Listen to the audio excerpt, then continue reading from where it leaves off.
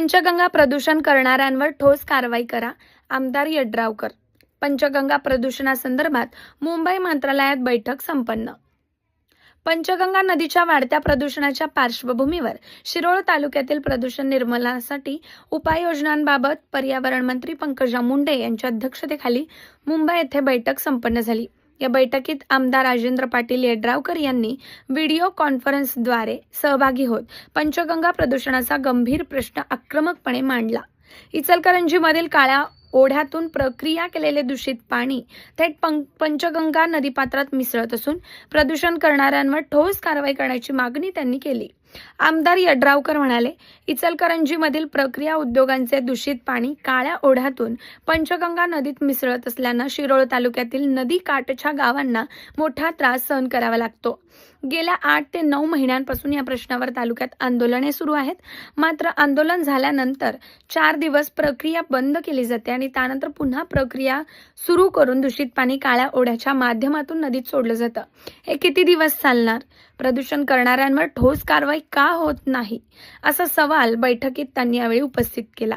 पंचगंगा नदी प्रदूषित झाल्यामुळे नदीकाठच्या गावांमध्ये पिण्याचं पाणी, शेतीसाठीचे पाणी तसेच जनावरांच्या पिण्याच्या पाण्याचा गंभीर प्रश्न निर्माण झालेला आहे.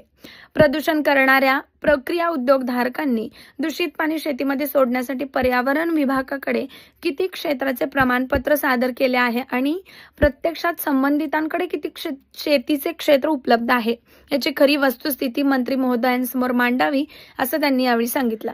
15 जूनपासून आज अखेर काळ्या ओढ्याच्या माध्यमातून प्रदूषित पाणी नदीपात्रात सोडलं जात असल्याचंही त्यांनी बैठकीत सांगून लोकांच्या जीवाशी खेळणं थांबवलं पाहिजे, अशी मागणी यावेळी केली.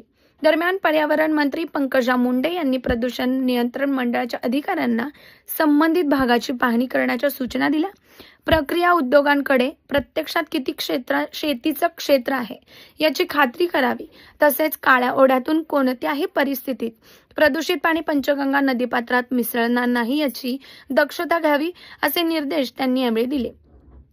या बैठकीस इचलकरंजीचे आमदार राहुल आवाडे, आमदार अमल महाडिक तसेच महाराष्ट्र प्रदूषण नियंत्रण मंडळाचे अधिकारी उपस्थित होते. Bureau report, politics news, Miraj. Rajendra Patil Yadravkar, आमदार शिरोळ. आता माझा प्रश्न असा आहे, तुम्ही आता सगळं सांगितलं, आता पार्वतीतला प्लांट चालू करायला सांगितला, लक्ष्मीतला त्याचं काय काय वर्षभर का थांबलं ह्याच्यावर सगळ्यावर चर्चा झाली.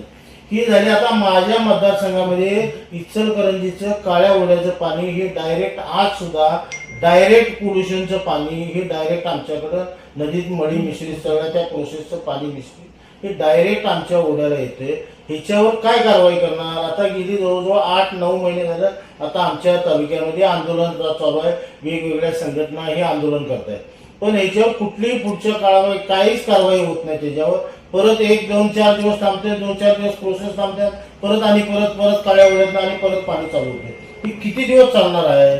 निदान हे जर कुठं थांबणार आहे का नाही थांबणार आहे? काळ्या ओढ्याचं इचलकरंजीच्या प्रोसेसचं डायरेक्ट नदीत पाणी मिसळतंय आणि ते पाणी पंचगंगेत मिसळल्यावर पुरा शिरोळ तालुक्यामध्ये पंचगंगा नदी काठच्या असणारे गावं ही सगळी त्याच्यामुळं ही त्यातनं अडचणी देतात. मग ते पिण्याचं असेल, शेतीचं असेल किंवा जनावराला असेल, कुठलंच पाणी आता पंचगंगेचं एकही स्कीम आता आमच्याकडे पाणी पुरवठ्यासाठी म्हणून सुद्धा चालू नाही. आता ही आमच्या तालुक्यातली परिस्थिती आहे. मला एक महिने सांगा, तुम्ही प्रत्यक्षात तुमच्याकडं प्रोसेसवाल्यांनी किती एकराचं तुमच्याकडं सर्टिफिकेट दिलंय आणि प्रत्यक्षात जागेवर सर्टिफिकेट किती आहे याची तपासणी केली आणि त्याची वस्तुस्थिती मंत्री महोदयांना सांगायला पाहिजे. आमदार साहेब बघा, आता 2 महिने झालं एक थेंब ही त्या शेतात पाणी गेलेलं नाही. पाणी डायरेक्ट काळ्या ओढ्यातनं नदीला चालू आहे.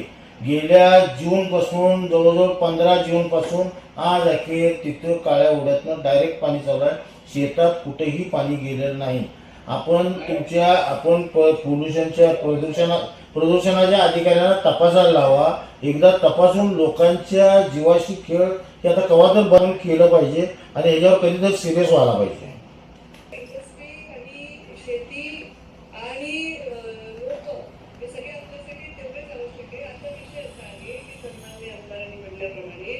आपल्या अधिकाऱ्यांनी परत एकदा त्यांच्या समाजासाठी तिकडे जाऊन याची खात्री करून घ्यावी काय आवडून ते पाणी नदीला गेलं नाही पाहिजे त्यासाठी मंत्री महोदय, आमच्या समाधानासाठी नाही, अधिकाऱ्यांचं समाधान करायचं तर अधिकाऱ्यांचं समाधान झालं पाहिजे.